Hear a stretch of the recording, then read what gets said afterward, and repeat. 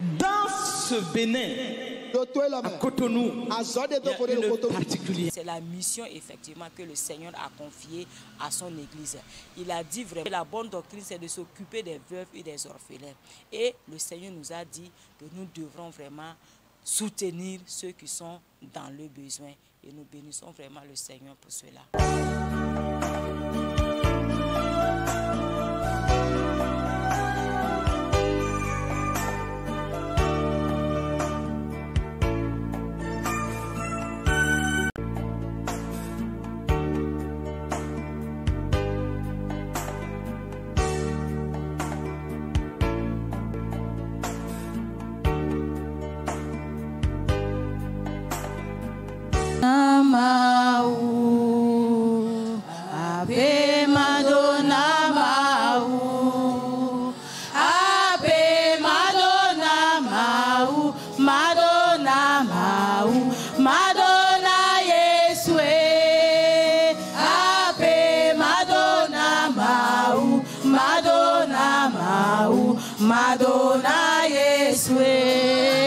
Alléluia. Amen. Dieu a fait.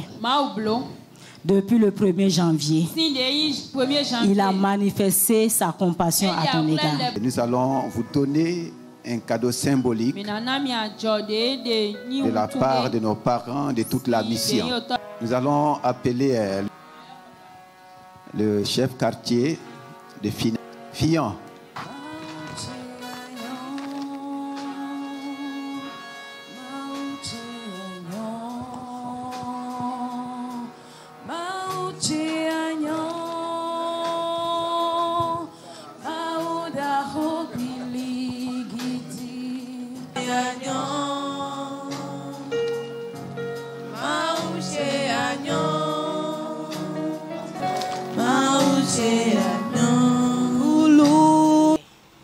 Je bénis le Seigneur pour cette grâce qu'il m'accorde en ce jour de pouvoir vraiment parler de son œuvre, de tout ce qu'il fait vraiment au sein de la mission, parce que nous reconnaissons que nous sommes ouvriers avec Dieu.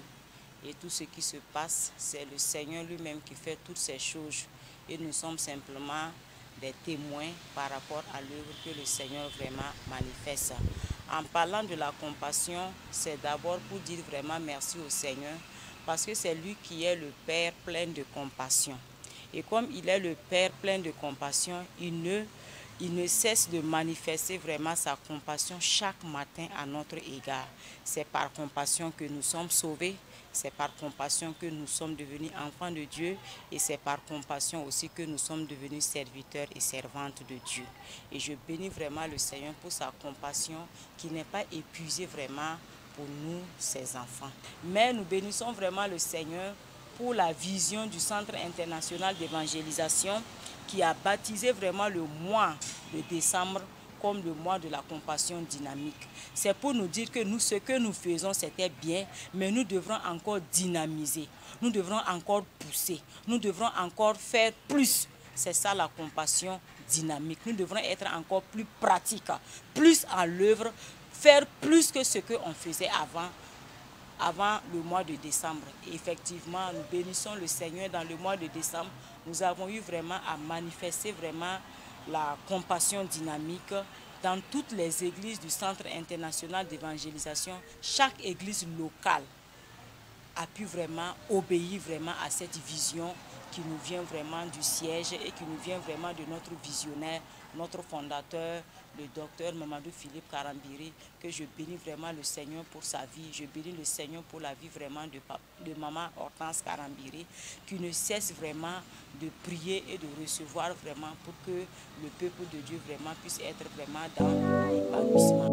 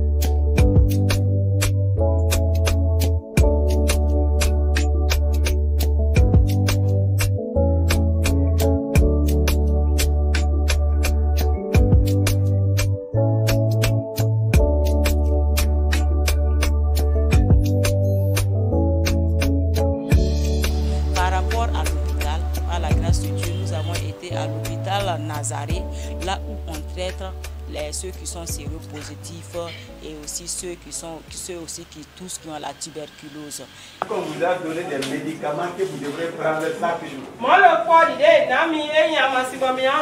parole de Dieu est le meilleur médicament qui existe au monde. Tout va passer. Mais la parole de Dieu demeure éternelle. La nourriture va passer. Au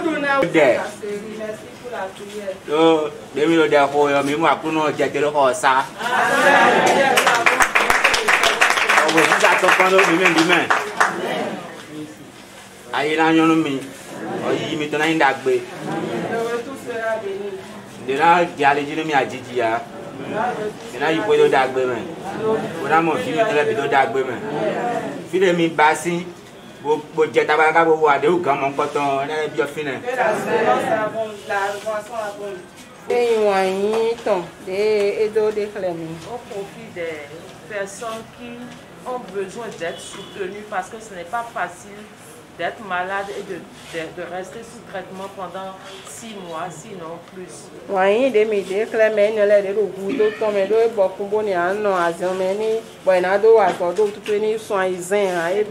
Nous vous demandons de les garder toujours en prière pour que lorsque le traitement va marcher, que leur guérison aussi marche et qu'ils soient guéris pour toujours dans le nom du Seigneur.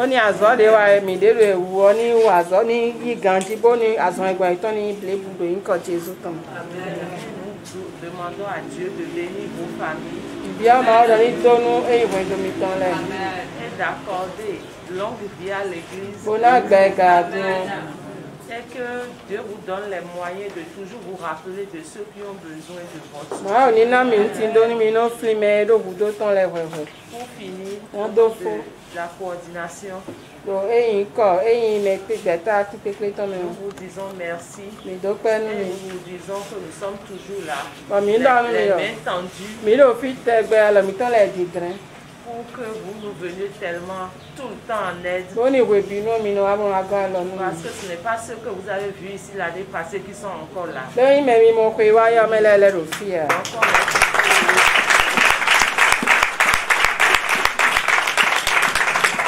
On est toujours dans le besoin, on a toujours envie de vous recevoir ici. Que Dieu vous bénisse. Amen. Amen. Dans cet hôpital-là, ça fait au moins 4 ans que nous avons commencé à aller dans cet hôpital. Avant, quand on partait, il y avait vraiment beaucoup de patients. Mais à notre grande surprise, pas simplement aller donner seulement des vivres, mais c'était vraiment un acte prophétique. Comme on a dit, il fallait que Jésus passe par la Samarie. C'est pour dire que Dieu s'est servi de notre présence pour pouvoir agir vraiment dans cet hôpital. Et depuis, de plus en plus, quand nous partons, nous voyons que le nombre des patients diminue. À chaque fois quand nous partons, nous voyons que le nombre des patients diminue et même comment on appelle ça, même le corps médical nous ont beaucoup témoigné par rapport à cela. Par exemple, quand nous avons été le 2 décembre, une semaine après, c'est la responsable même qui s'occupe d'eux qui nous ont appelés pour nous dire vraiment qu'après notre passage, qu'il y a eu vraiment beaucoup d'améliorations au niveau vraiment des patients. Et ce qui l'a beaucoup étonné, c'est par rapport à 2 patients qu'elle-même, en tant que médecin, elle savait, elle était vraiment convaincue que vu son cas, si ce n'était pas en 2024, cette patiente ne pouvait pas vraiment être vraiment libérée vraiment de ce mal. Mais à sa grande surprise, après la prière, quand nous sommes partis, parmi ceux qui sont déjà en liste pour être libérés, les 2 cas-là font partie. Leur santé a tellement amélioré. Leur guérison est allée tellement vite que ces 2 cas-là font partie vraiment des gens qui seront libérés. Et elle appelait vraiment pour manifester vraiment sa reconnaissance par rapport à notre visite à Nazareth. Et le Seigneur nous a fait la grâce. Je pense que c'est le 10, nous avons été à la prison de Misrete. qui se trouve à Porte-Novo. Notre passage vraiment dans cette prison, je vous dis que ce jour, quand vous étiez là et quand on voyait vraiment le nombre de gens qui étaient là vraiment, qui attendaient pour pouvoir rentrer, pour pouvoir soutenir leur frère ou leur soeur qui est dans cette prison, il y avait vraiment beaucoup d'émotions. Mais le Seigneur nous a donné la grâce, nous avons été vraiment dans cette prison de Misrété. C'est vrai qu'on n'a pas eu accès à tous les prisonniers, mais il y avait quelques représentants qui étaient là et le toucher, et que les dons aussi que nous avons amenés, le régisseur était vraiment tellement touché par rapport aux dons, parce qu'il a dit que le don que nous avons amené, c'était vraiment un don de qualité. Et j'ai compris que quand on aime, on ne donne pas n'importe quoi. C'est pas parce que je veux aller simplement donner à quelqu'un que je vais, ce que moi-même je ne peux pas utiliser, je ne peux pas prendre cela pour donner à mon prochain. L'amour donne, et l'amour donne ce qui est meilleur, l'amour donne ce qui est bon. Et le régisseur était vraiment touché par rapport aux qualités des dons, des vivres que nous avons amenés. Il a dit que les gens amènent des vivres, mais pas de cette qualité. Je bénis vraiment le Seigneur pour la vie de son peuple. Quand nous regardons vraiment au sein de la mission, nous pouvons aussi dire comme au temps des disciples. On avait dit au temps des disciples qu'il y avait une femme nommée dans l'église de Jopé. C'était à leur temps, c'était une seule femme qui s'appelait Dorcas, qui avait vraiment ce cœur compatissant, ce cœur d'amour, qui s'occupait des veuves et des orphelins. Mais aujourd'hui, je peux dire, au sein de la mission du CIE MIA, nous avons beaucoup de Dorcas. Nous avons beaucoup de Dorcas. Pas une, pas deux, pas trois, mais nous avons vraiment beaucoup de Dorcas. Et quand on parle de la compassion, nous avons vu comment le peuple s'est donné. Le peuple a donné ses biens et le peuple s'est donné lui-même. Nous avons vu des tonnes de vivres que les peuples, c'est pas qu'ils en ont beaucoup, ils ont des frères, ils ont des sœurs, mais ils ont disposé des tonnes. C'était vraiment des dons sacrificiels, c'était vraiment des offrandes sacrificielles. Et je sais que notre Dieu est fidèle. Notre Dieu est sensible vraiment dans ce côté, parce que c'est à ce niveau qu'il nous a dit de lui mettre à l'épreuve. Le peuple de Dieu a mis Dieu à l'épreuve. Et je suis convaincu que la moisson sera surabondante dans la vie de chaque semeur, chaque personne qui a laissé parler son cœur. Bien-aimé, notre Dieu n'est débuteur de personne. Notre Dieu n'est débuteur de personne. Et chaque sémence, le Seigneur va manifester la moisson. C'est juste vraiment pour rendre grâce à Dieu pour l'obéissance de son peuple qui a permis que la compassion dynamique se passe dans toutes les églises de CIE MIA Bénin. Toutes les églises ont fait. Ouida a fait, Kokotome a fait, Djefa a fait, Tangpe a fait, Parakou a fait et le siège aussi de la mission a fait.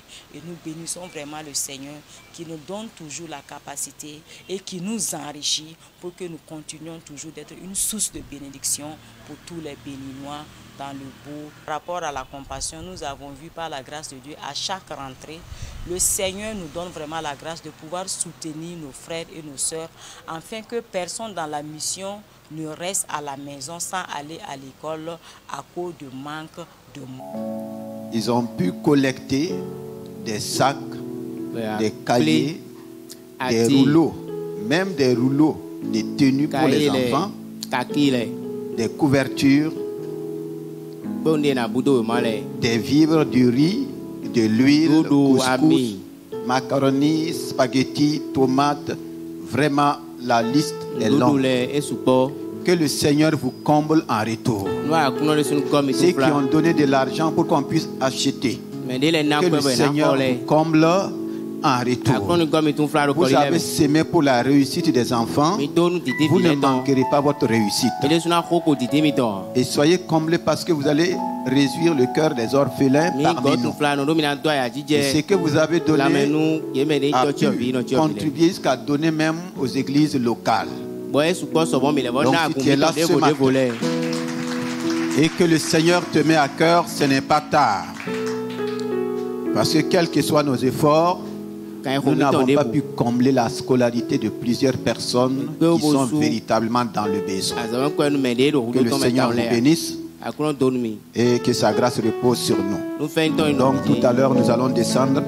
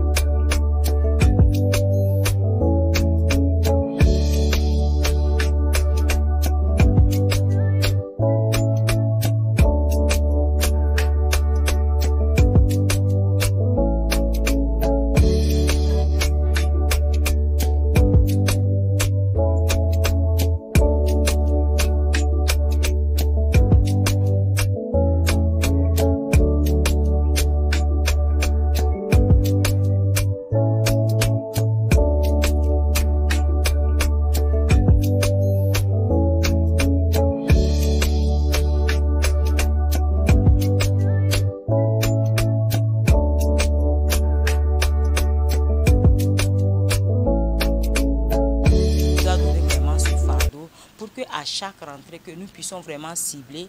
Il y a certaines personnes, ceux qui n'ont pas les moyens, la scolarité qu'il faut. Il y a certains enfants que nous prenons la scolarité en charge. Et nous bénissons vraiment le Seigneur pour cela. Le kit scolaire que nous avons fait cette année, c'était vraiment une valeur de 800 et quelques mille francs en partenariat avec les départements, avec les cellules, les cellules de l'église. C'est ainsi que nous avons mobilisé ce fonds et nous avons vraiment ciblé les enfants. Les enfants étaient au moins au nombre de 57 et par la grâce de Dieu, chaque enfant a eu un sac. Chaque enfant a eu vraiment kit scolaire et chaque enfant aussi a eu vraiment un lot de vivres pour pouvoir aussi commencer l'école. Et il y a des enfants parmi ces enfants dont on a pris vraiment leur scolarité en charge.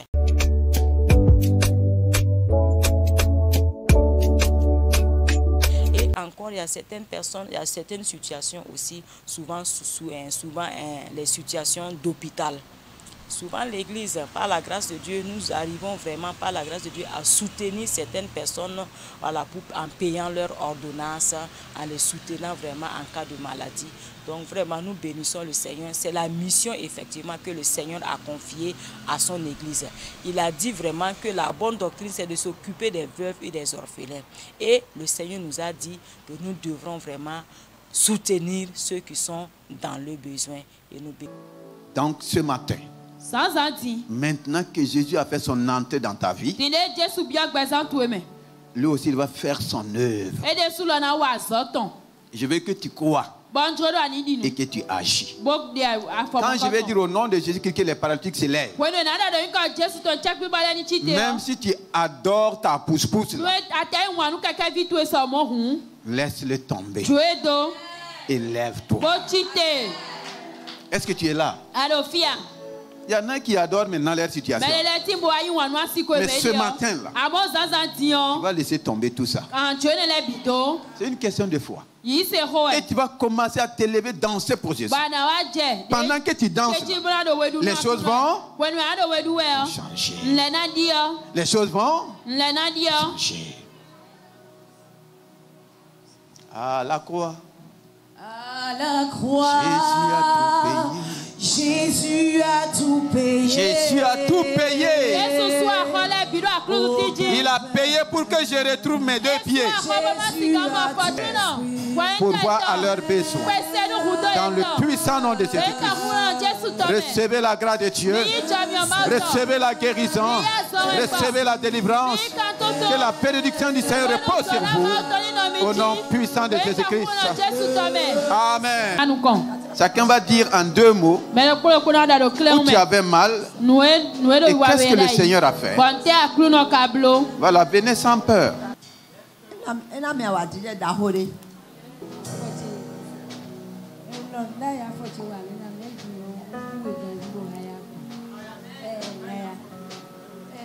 Avant, j'avais mal aux pieds.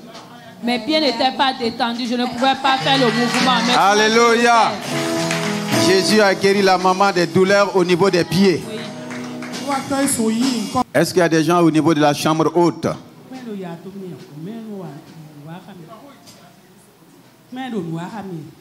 C'est la toux qui me dérangeait.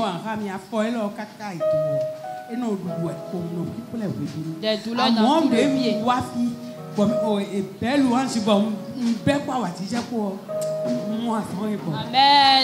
Amen. La maman dit qu'elle avait la toux, non seulement ça, tout le long du côté droit.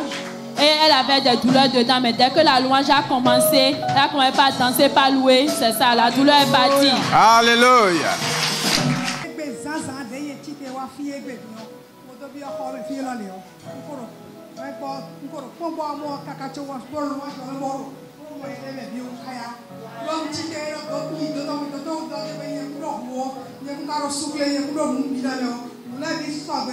Amen. Maman dit que depuis 3 jours, elle ne se sentait pas bien. Même à l'hôpital, on lui a dit qu'elle n'avait plus de souffle ni du sang. Mais ce matin, quand elle est venue ici, elle s'est sentie légère maintenant là. Maintenant, elle est en forme, elle peut même bouger. Quand elle se levait, elle tombait, mais là maintenant, elle se tient debout. Amen.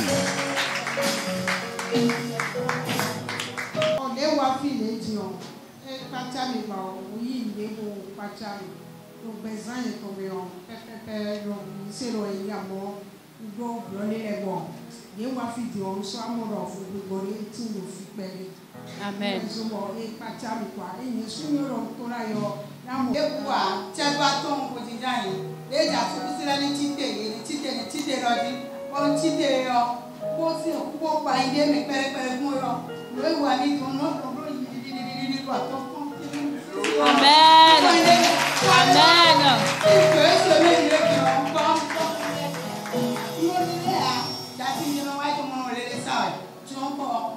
Amen.